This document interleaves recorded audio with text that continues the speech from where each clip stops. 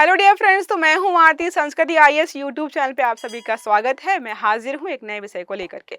आज का हमारा टॉपिक बहुत महत्वपूर्ण है क्योंकि बहुत सारी जानकारी जो है हमें जो है इसके माध्यम से मिलने वाली है।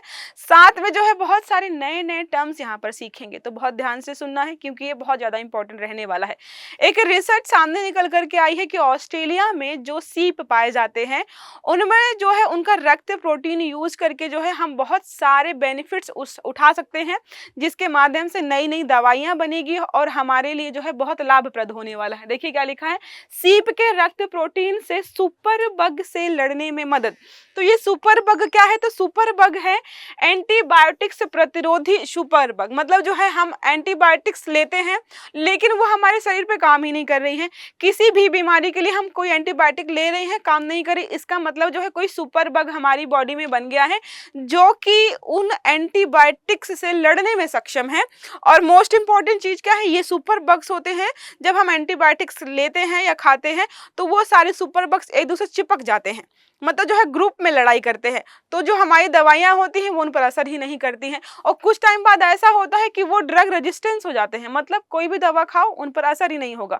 मोस्ट इंपॉर्टेंट अगर सबसे साधारण सा इसका उदाहरण दूं तो जैसे आपने मल्टी ड्रग रेजिस्टेंस टीबी पढ़ा होगा, XDR MDR पढ़ा होगा। उसमें क्या होता है कि अगर आप जो है कोर्स बीच में छोड़ते हो, बार बार 2 महीने किया, फिर स्टार्ट किया, फिर बंद किया, तो क्या होता है जो भी टीबी के वहाँ पे जो मरीज होते हैं उन पर दवाइयाँ काम करना बंद कर देती हैं। तो ऐसा ही कुछ यहाँ पे चल रहा था, उसी को कम करने के लिए एक नई चीज यहाँ पर खोज कर निकाली गई है। हाल ही में एक अध्ययन के अनुसार ऑस्ट्रेलियाई सीपों के रक्त में पाया जाने वाला प्रोटीन एंटीबायोटिक प्रतिरोधी सुपर बगों से लड़ने में सहायक हो सकता है। तो जिस समस्या का लगातार जो है हम सामना कर रहे थे उससे लड़ने में जो है हम सक्षम हो जाएंगे। ये समस्या लगातार बढ़ रही थी और ये एक तरीके से चिंता व्यक्त की जाती थी। तो कल को ऐसा हो सकता है कि जितनी भी हमारे पास दवाइयां हैं वो दवाइयां सारी काम करना बंद कर दें, अगर तो क्या होगा। इसलिए जो है हमें कुछ इसका तोड़ निकालना था। अगर बात करें तो मोस्ट इंपोर्टेंट क्या है, यह अध्ययन जो है साउदर्न क्रॉस विश्वविद्यालय के एक दल द्वारा किया गया है। अध्ययन में पाया गया है कि सिडनी रॉक ऑयस्टर्स के रक्त में, ये एक प्रकार का ऑयस्टर या सीप है, ठीक है, पाया जाने वाला प्रोटीन बैक्टीरिया को मारने के साथ साथ एंटीबायोटिक दवाओं की प्रभावशीलता बढ़ाने में सक्षम है। तो जो भी यहाँ पर बैक्टीरिया है ना, ये प्रोटीन क्या करेगा, बैक्टीरिया को खत्म भी करेगा और साथ में जो हमारे यहाँ पर दवाइयाँ हैं, एंटीबायोटिक्स वगैरह हैं, उनके जो है प्रभाव को बढ़ाएगा ताकि जो प्रभाव कम हो गया उसको भी हम यहाँ पर जो है एक तरीके से मैनेज कर पाए। प्रयोगशाला परीक्षणों में यह प्रोटीन जो है स्ट्रेप्टोकोकस न्यूमोनिया और स्ट्रेप्टोकोकस पायजेंस जैसे बैक्टीरिया को मारने में प्रभावी था। तो जो लैब में रिसर्च किया गया या एक तरीके से परीक्षण किया गया तो निमोनिया के जो हमारे जो वायरस होते हैं, बैक्टीरिया होते हैं सॉरी, उनको मारने में सक्षम है और स्ट्रेप्टोकोकस पायजेंस, ये जो बैक्टीरियाज हैं इनको मारने में ये प्रोटीन जो है सक्षम है। इसका मतलब है इन बीमारियों का तो इलाज जो है हम सफलतापूर्वक जो है फाइनली कर पाएंगे। यहाँ तक समझ में आ गया आपको ये क्या है? इसके अलावा क्या है, एंटीबायोटिक्स के साथ जो है यह प्रोटीन का प्रयोग अगर हम करेंगे तो हमें जो है बहुत सारे यहाँ पर जो है इंपॉर्टेंट जो है फायदे दिखाई देंगे। जितने भी हम एंटीबायोटिक्स वगैरह लेते हैं उनसे जो बैक्टीरिया को मारने की हमारी जो एंटीबायोटिक्स की क्षमता है उसको 2 से 32 गुना तक जो है ये बढ़ा सकता है। मतलब कोई दवा हम लेते हैं वो प्रभावी तो होती है लेकिन इतनी ज़्यादा प्रभावी नहीं है कि हम जो है बैक्टीरिया को खत्म कर पाएं। अगर इसका प्रयोग करके जो है हम एंटीबायोटिक्स के साथ मिलाकर बनाएंगे तो ये जो है 32 गुना तक ज़्यादा प्रभावी होगा। सीपों से प्राप्त जो प्राकृतिक उत्पादों के संभावित उपयोग को यहाँ पर सपोर्ट किया गया है। यह जीवाणु जो है संक्रमण के इलाज में मदद कर सकते हैं। तो ये जो जीवाणु है, ये जीवाणु संक्रमण जो होता है उसके इलाज में भी जो है हमें मदद करेंगे। तो एक तरीके से एक नॉर्मल सा सीप, मतलब आपको पता है कि हम जो है 3 तरफ से तो समुद्र से घिरे हुए हैं लेकिन ये हमारे यहाँ नहीं पाया जा रहा है, ये ऑस्ट्रेलिया के सीपों में पाया गया है। और ऑस्ट्रेलिया तो आपको पता ही है कि बहुत चारों तरफ से ही जो है पूरा घिरा हुआ है।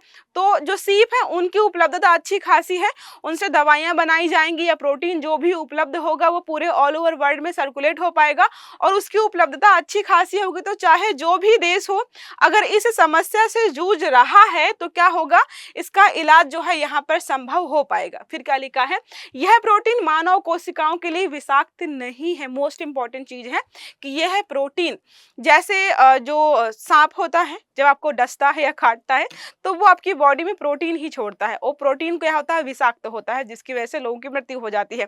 लेकिन क्या है, ये जो सीप पाया गया है, इसके जो ब्लड का प्रोटीन इस्तेमाल कर रहे हैं वो मनुष्य के लिए विषाक्त नहीं है। इससे सुरक्षित एंटीबायोटिक विकसित हम कर सकते हैं। शोधकर्ताओं ने पाया है कि सीप प्रोटीन जो है बायोफिल्म्स में उपस्थित जीवाणुजन्य रोग जनकों को मार सकता है। ये एंटीबायोटिक दवाओं और मानव प्रतिरक्षा प्रणाली में जो है एक तरीके से बचते, ये जो होते हैं ना बायोफिल्म्स, जैसे आपको मैंने बताया कि जो बैक्टीरियाज होते हैं वो क्या करते हैं, जब कोई हम दवा खाते हैं तो चिपक जाते हैं एक दूसरे से, तो हमारी दवाइयाँ काम नहीं करती हैं। तो यहाँ पर ये क्या करेगा, जो ये इनकी प्रतिरक्षा प्रणाली खुद बना रखी है इन्होंने, उसको जो है ध्वस्त करेगा और हमारी दवाइयाँ जो है ज़्यादा अच्छे से काम करेंगे। अब बात करें इस अध्ययन का महत्व क्या है, जैसा मैंने आपको शुरू में बताया कि आजकल जो है समस्या लगातार बढ़ रही है कि जो है बहुत सारी दवाइयाँ ऐसी हो रही हैं जो कि बेअसर हो रही हैं बहुत सारी बीमारियों में। तो उस समस्या का जो है यहाँ पर हम समाधान कर पाएंगे। आपको एक बार मैंने पढ़ाया था कि बहुत सारी फेक मेडिसिन जो है मार्केट में सर्कुलेट हो रही हैं। तो फेक मेडिसिन सर्कुलेट होने का एक साइड इफेक्ट ये होगा कि भाई बीमार व्यक्ति ठीक नहीं होगा। दूसरा ये था कि हो सकता है कि आप बहुत छोटी मात्रा में, मतलब आपको हो सकता है कोई बीमारी हो और उसके इलाज के लिए आप वो दवा खा रहे हो, लेकिन दवा की मात्रा 2-4% ही है, तो आपकी बॉडी में जो भी बैक्टीरिया है वो रेजिस्टेंस हो जाएगा उस दवा के खिलाफ धीरे धीरे। तो क्या होगा कि मल्टी ड्रग रेजिस्टेंस जैसी समस्या उत्पन्न होगी अगर हम लगातार जो है फेक मेडिसिन या फिर जो है एक तरीके से मिलावटी दवाइयों का इस्तेमाल करेंगे। तो ये समस्या मैंने आपको वहां पर समझाई थी। विश्व स्वास्थ्य संगठन के अनुसार यहाँ पर जो है एंटीबायोटिक प्रतिरोधी सुपर बग जो होते हैं वैश्विक सार्वजनिक स्वास्थ्य के लिए एक बड़ा खतरा है।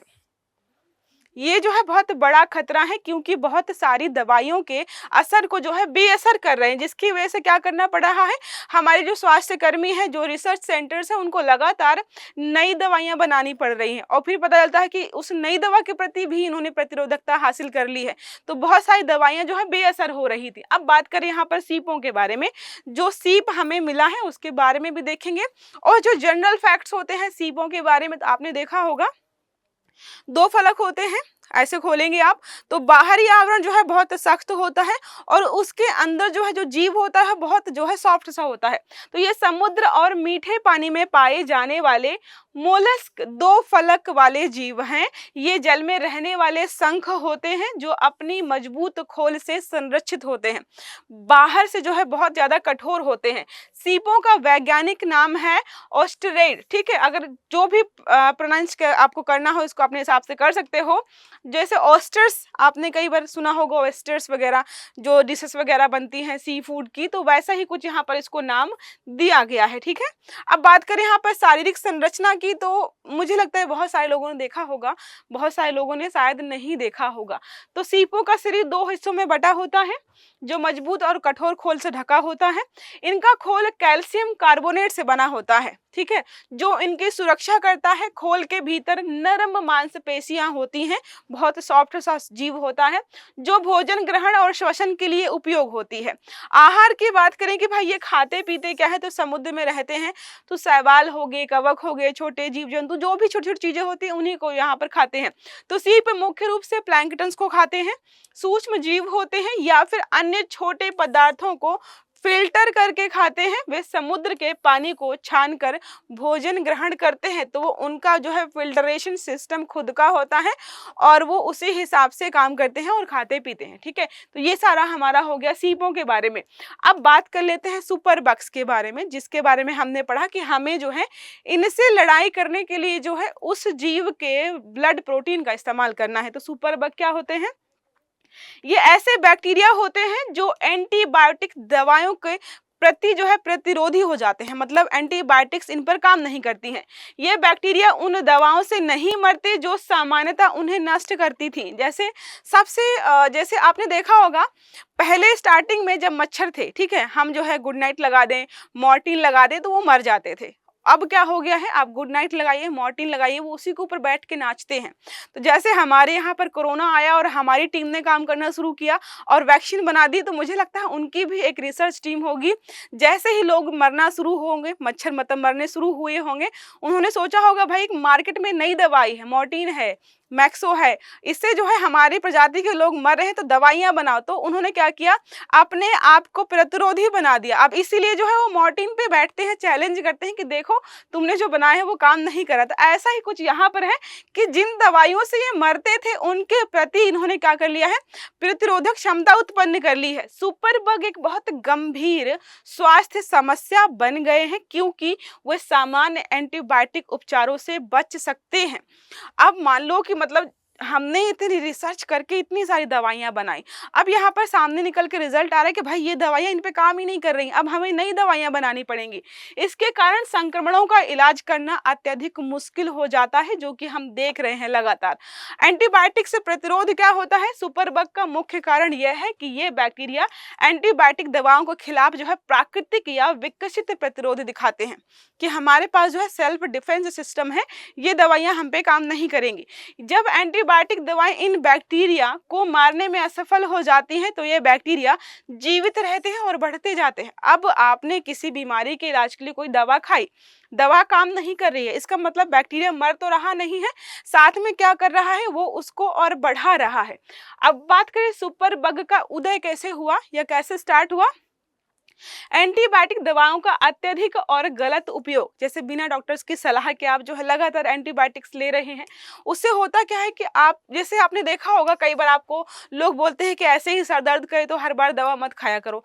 वो सजेशन इसलिए होता है क्योंकि कुछ टाइम बाद आप जो दवा ले रहे हो सर दर्द की, वो काम करना बंद कर देती है, आपको अगली बार उससे हायर डोज की जो है दवा लेनी पड़ती है। इसका मतलब है जो भी बैक्टीरिया आपको सर दर्द करा रहा था, अब वो दवा आप जो पहले खा रहे थे उस पर काम नहीं कर रही है। इसीलिए डॉक्टर्स के प्रिस्क्रिप्शंस के बाद ही दवा लेनी चाहिए, और लोग ऐसा करते नहीं हैं। सब जो है खुद डॉक्टर बनते हैं, जाते हैं केमिस्ट पे और वहां से पूछते हैं सर दर्द की दवा दे दो, वो लोग दे भी देते हैं। इसके अलावा कृषि में एंटीबायोटिक्स का प्रयोग, प्रदूषण भी समस्या को बढ़ा रहा है। तो क्या होता है, बहुत सारी आजकल जो कृषि फार्मिंग वगैरह हो रही है, वहां पर जो है कीटनाशक जो है एक तरीके से उपयोग किए जाते हैं। कीटनाशक कीटों को तो मारते ही हैं, लेकिन जो है खाद्यान्न फसलों के माध्यम से हमारे बॉडी में जाते हैं, तो हमारे बॉडी में जो भी बैक्टीरियाज हैं उनको जो है थोड़ी थोड़ी मात्रा में वो मिलता रहता है, जिसके बाद होता क्या है, वो जो है उस दवा के प्रति जो है रेजिस्टेंस प्राप्त कर लेते हैं। सुपर बग के लक्षण क्या है, तो ये सारे लक्षण है, बुखार आना, थकान होना, पेट खराब, खांसी, जो कई बार लोगों को देखा होगा आपने कि बॉडी में पेन है, सर दर्द लगातार हो रहा है, पेट लगातार खराब हो रहा है, गला लगातार खराब हो रहा है, ये सारे सिम्टम्स होते हैं कि आपकी बॉडी में सुपर बग्स हैं। एंटीबायोटिक्स का सही उपयोग है कि भाई आप डॉक्टर्स के साथ कंसल्ट करके ही खाएं।